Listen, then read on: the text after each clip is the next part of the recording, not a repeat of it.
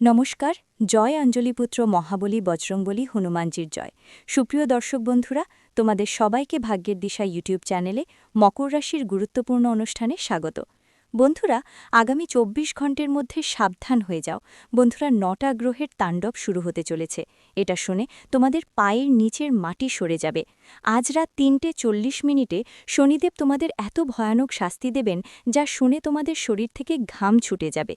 দেখো, এবার যে খেলা শুরু হতে চলেছে তা সাধারণ হবে না। কিছুদিন ধরেই তোমরা অনেক কষ্ট পেয়েছ, ছোট ছোট ব্যাপারে অনেক কাঁদেছ, কিন্তু এবার ন্যায়ের দেবতা শনিদেব তোমার এক এক কাজের হিসাব নেবেন।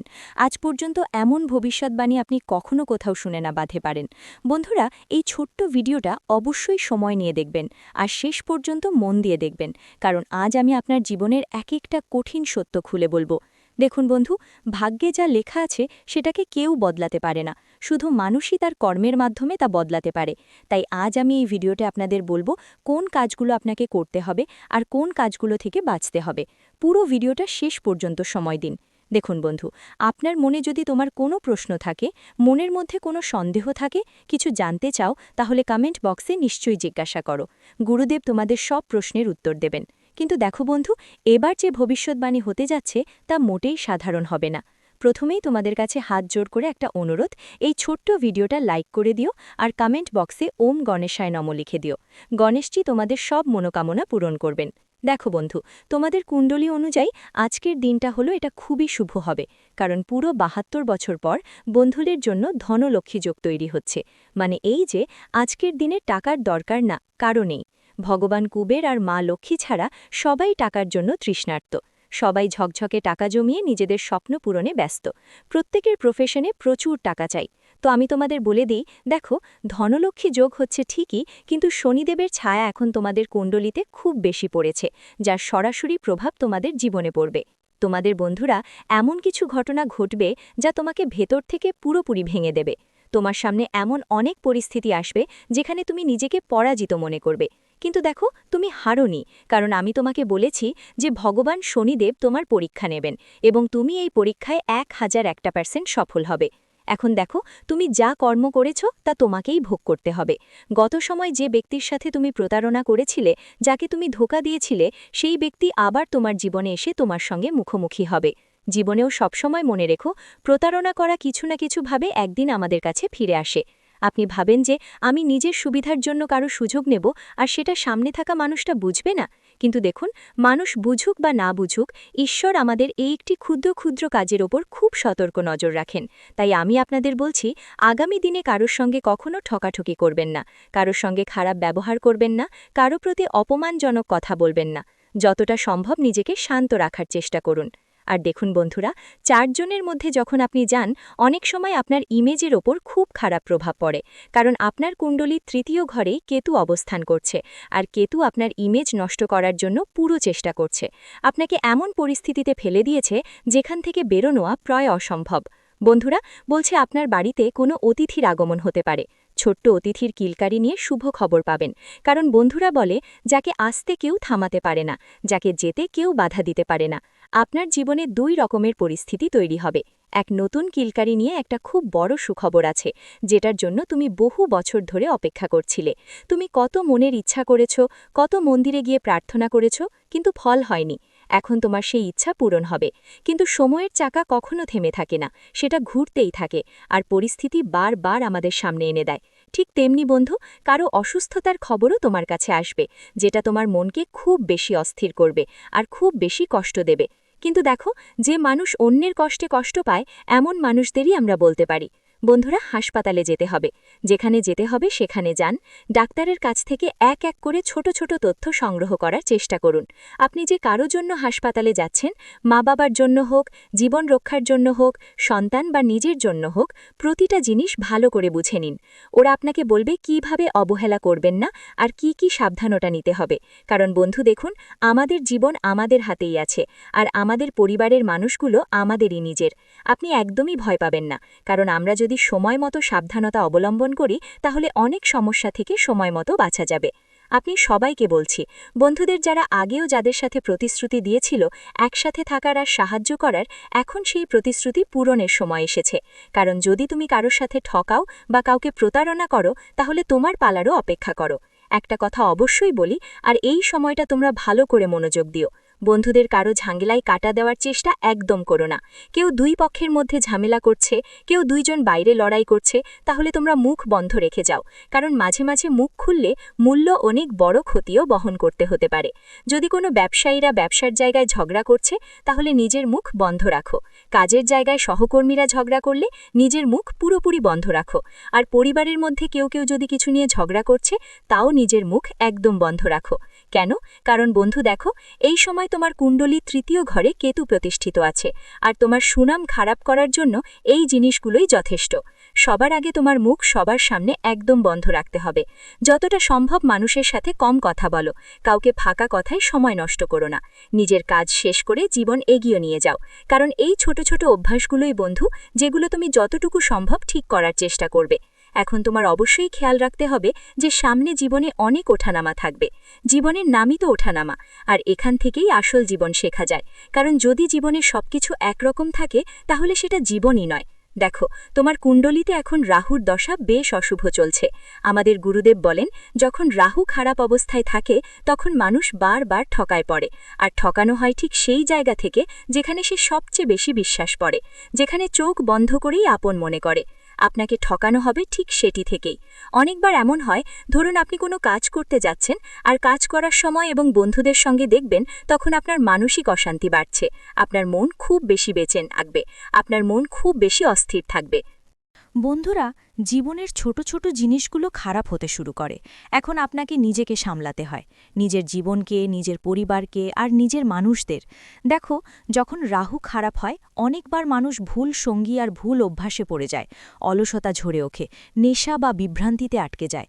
আর অনেকবার এমন হয় যে যখন রাহু খারাপ থাকে, তখন আমাদের জীবন আর আমাদের আশেপাশের পরিবেশ থেকে বিরক্তি শুরু হয়। আপনের মতটা যেন শেষ হয়ে যাচ্ছে মনে হয়। সবাইকে সন্দেহের চোখে দেখার অভ্যেস হয়ে যায়, সবাইকে আমরা সন্দেহের দৃষ্টিতে দেখতে শুরু করি। মানুষরা আপনাকে ঠগাবাজ মনে করতে শুরু করে। দেখুন, গ্রহ ছায়া গ্রহ, তাই এর প্রভাব হঠাৎ এবং গভীর হয়। তাই জীবনে খেয়াল রাখবেন। বন্ধুরা, আপনি যতটা সম্ভব নিজেকে ঠিক রাখার চেষ্টা করুন। 3টে জিনিস করবেন না: নিজেকে খারাপ অভ্যাসে পড়তে দেবেন না, অন্যদের প্রতি কোনো রকম নেতিবাচক ভাবনা রাখবেন না, এবং মাদক জাতীয় জিনিস থেকে একদম দূরে থাকবেন। এটা তো আপনি করতে পারবেন বন্ধুরা নিজের জীবনের জন্য।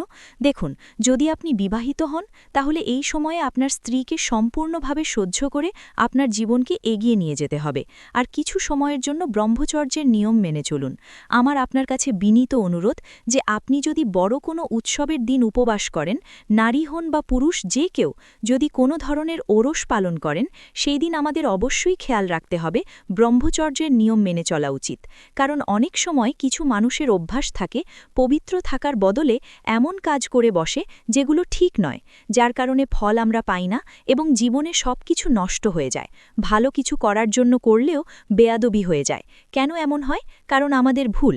দেখুন, আমি এখনই আপনাকে বলি, আপনার জীবনে যদি কিছুই ঠিক না লাগে, মনটা অনেক কষ্টে থাকে, বুঝে নিন যে এই সময়ে রাহু আপনাকে অশুভ ফল দিচ্ছে। শনি যখন রেগে যায়, তখন পরিশ্রমের ফল দেরিতে মেলে। মানুষের জুতো ঘষে ফেটে যায়, মানুষ নিজেরাই ঘষে ফেটে যায়, এদিক ওদিক দৌড়াদৌড়ি করে, হাত জোড়া দিয়ে মানুষের সামনে পরিশ্রম করে, কিন্তু ফল মেলে না। কিন্তু সবসময় আমাদের শাস্ত্রে বলা হয়েছে, ভগবানের ঘরে দেরি আছে, কিন্তু অন্ধকার নয়। আর আমি তোমাদের বলি বন্ধুদের, যে শনি যদি দোষময় অবস্থায় থাকে, তাহলে আর্থিক সমস্যাগুলো বেশি হয়ে যায়, বারবার বাধা আসে, ঋণের বোঝা বেড়ে যায়, আর পরিবারের মধ্যে মনোমালিন্য হয়।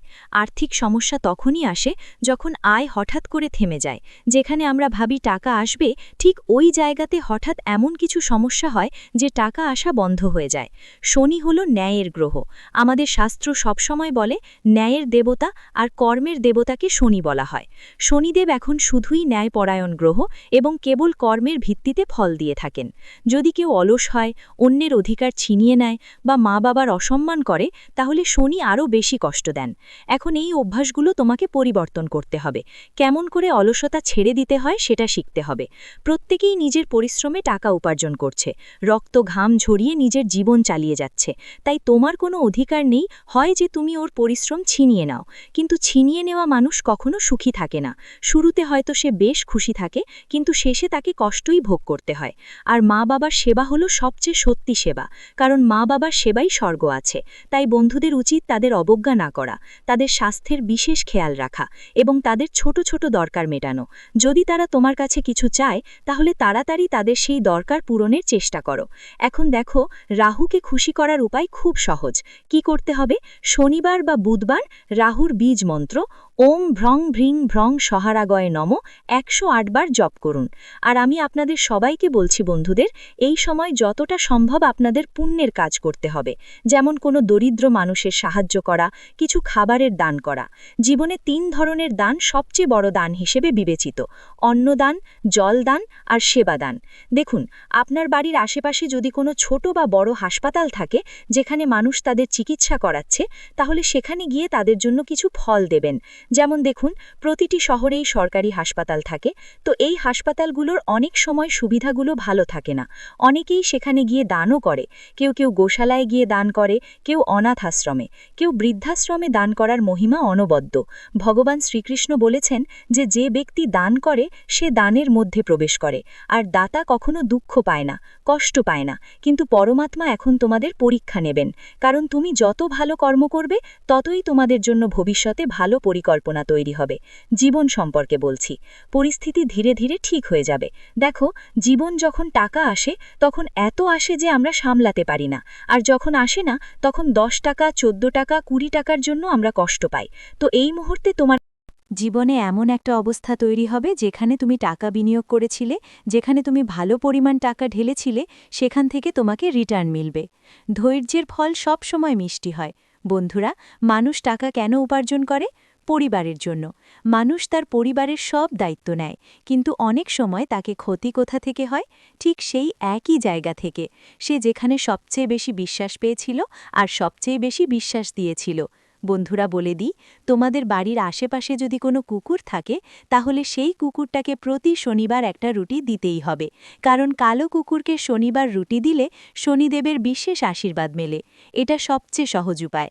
দেখো, প্রতিটি ঘরে সকালে ও রাতে খাবার তৈরি হয়, কারণ খেয়ে না হলে কেউ বাঁচতে পারে না। তাই শনিবার দিনে কালো কুকুরকে রুটি অবশ্যই খাওয়াতে হবে। একটু গুড় তার উপর দিতে হবে আর ঘি দিতে হবে, লাগাতে হবে না, কারণ কুকুর ঘির রুটি খায় না। আপনি চাইলে পুরিও ভাজতে পারেন আর জানিয়ে দিতে পারেন। বন্ধুরা, আপনাদের এই সময় বাড়ি থেকে ভাঙাচোরা জিনিসগুলো দূরে সরিয়ে ফেলতে হবে। দেখুন, যখন ভগবান দেন তখন ছাপ্পার ফাটিয়ে দেন। তাই আমাদের এই সময় কিছু ভুল করার থেকেও বাঁচা উচিত। দেখুন, গরিব মানুষ সবসময় গরিব থাকে, কারণ তার চিন্তা ছোট থাকে। সবসময় মনে লেখো, জীবনে কিছু তোমার হাতে থাকে বা থাকে না, কিন্তু চিন্তা তো তোমার হাতে থাকে। তাই সেই চিন্তাকে বড় করো, কারণ চিন্তা বড় করার মাধ্যমে মানুষ বড় হয়। সফলতার এবং মহানতার প্রথম ধাপ কি? চিন্তা বড় করা। একটা ছোট্ট আমি তোমাকে তথ্যটা দিয়ে দিচ্ছি, মন দিয়ে শোনো। তোমার বাড়ির আশেপাশে যদি কবরস্থান বা শ্মশানঘাট থাকে, তাহলে ওদিকে একদম যেও না ভবিষ্যতে। কেন? কারণ আজ রাত 11টায় তোমার জীবনে একটা বড় ঘটনা ঘটবে। একটা ছোট্ট ভুলও তোমার বাড়িকে ধ্বংস করতে কোনো কসর রাখবে না। তোমার স্বপ্ন অনেক বড়। তুমি চাও তোমার জীবনটা আরামদায়ক হোক, জীবনে টাকা কমে না, যা কিছু ছবে সব তোমার হয়ে যাক। এটা তখনই সম্ভব হবে যখন তোমার কাজকর্ম ভালো থাকবে, তোমার সঙ্গ ভালো হবে, ভালোই থাকবে। ভিডিওটি এখানেই শেষ করছি। ভিডিওটি যদি ভালো লেগে থাকে, তাহলে অবশ্যই একটি লাইক দিয়ে চ্যানেলটি সাবস্ক্রাইব করে যাবেন এবং কমেন্ট বক্সে জয় বজরংবলী হনুমানজির জয় লিখতে ভুলবেন না। দেখবেন বজরংবলীর কৃপায় আপনারা সবাই ভালো থাকবেন। ধন্যবাদ।